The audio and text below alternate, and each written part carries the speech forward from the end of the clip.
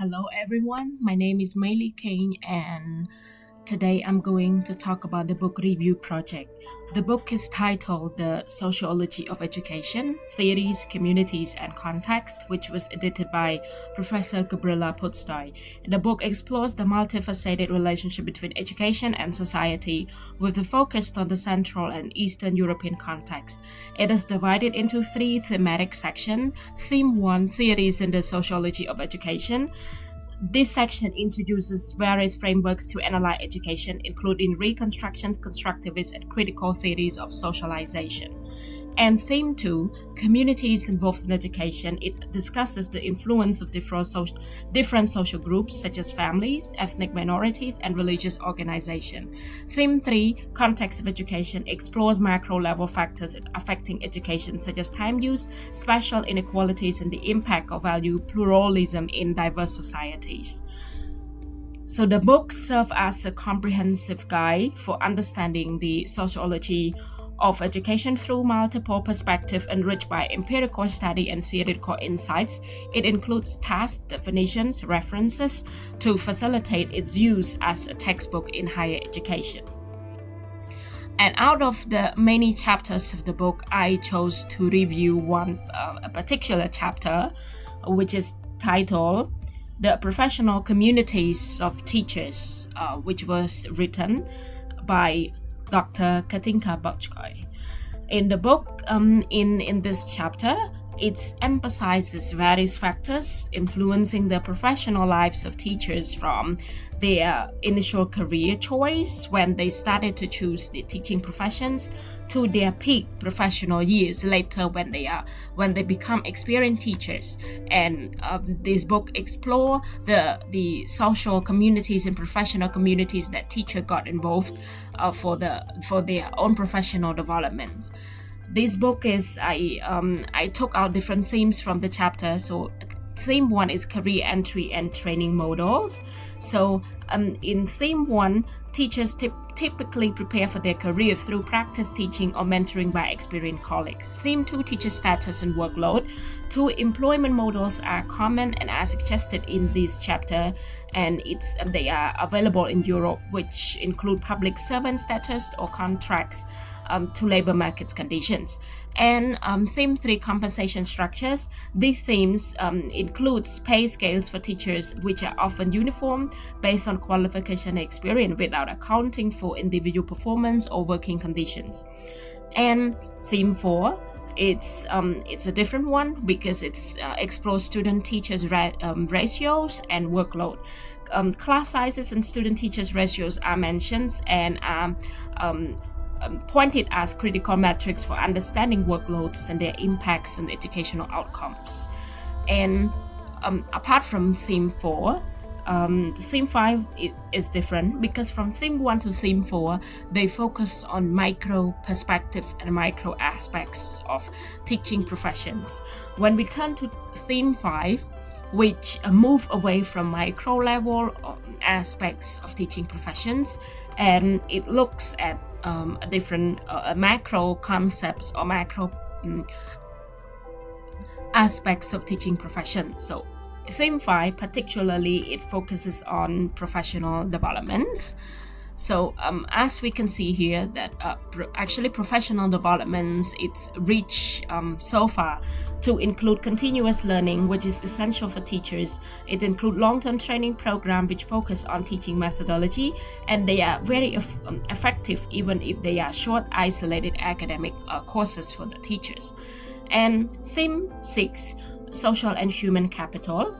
The chapter explained that social capital are the relationship and trust within professional communities, and human capital, qualifications and experience. These 2 capitals are critical in defining teacher effectiveness. And theme 7, it's explore the challenges in teacher recruitment and retention. Factors like low prestige, poor working conditions, and unattractive salaries deter high ability students from pursuing teacher careers. Countries with high teaching prestige attract more capable candidates. And theme 8, the impact on student outcomes, teacher qualifications, and professional development correlate positively with student achievement, though these are often influenced by external factors like social or economic backgrounds. So the chapter provides a sociological perspective on the institutional and interpersonal factors shaping teaching as a profession, offering insights into how this dynamic affects both teacher efficacy and educational outcomes. I move now to the critical evaluations of the book. So I divided to 3 different categories. The first one, I will just talk about the strengths of the book, the good points that I want other readers to pay attention to. So the strengths include different categories, and the first category I'm going to talk about, which is the comprehensive explorations of teaching as a profession. So the chapter offers a well-rounded analysis of various factors affecting teachers' professional lives, including career pathways, workloads, compensations, and professional development. It effectively ties these aspects to broader sociological concepts such as social and human capital, enriching the discourse on education. And the second point, the second strength of the book, it focuses on social and human capital by emphasizing the roles of social capital, which include networks, relationships, and trust, and human capital, which include qualifications and skills.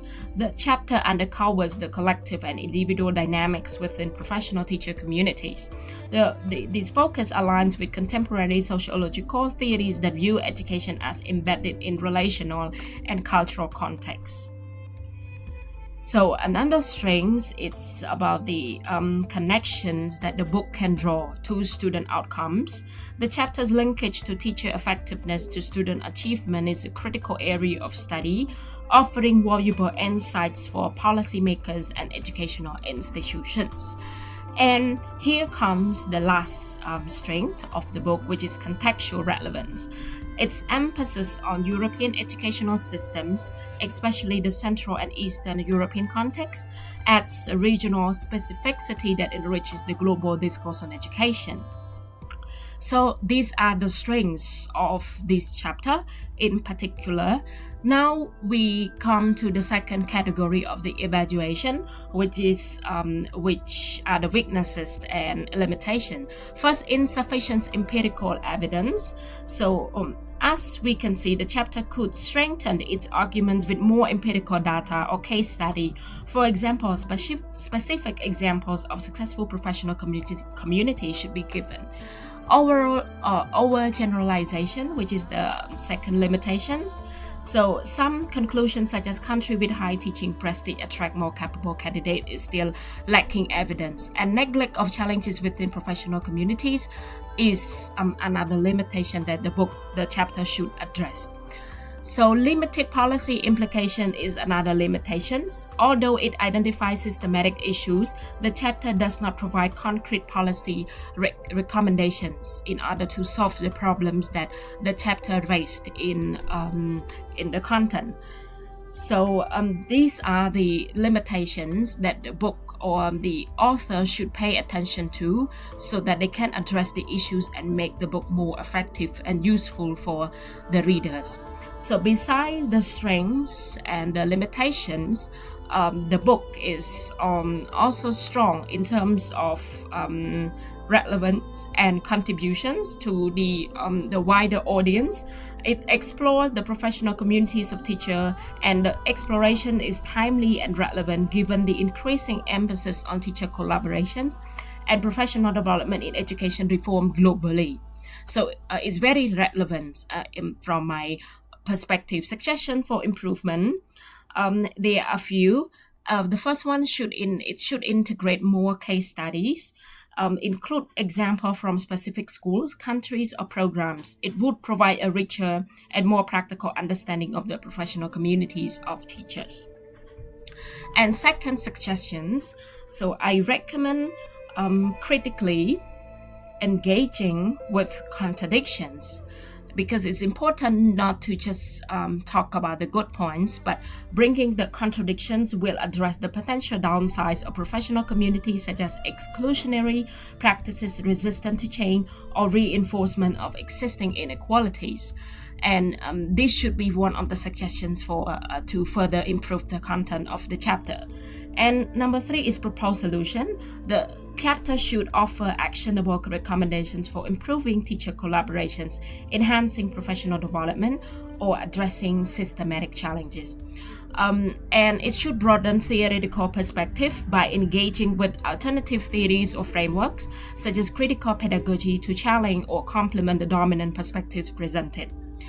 And the last part of this book review project is just the conclusions. So now I would like to conclude what I have covered so far in this book review video.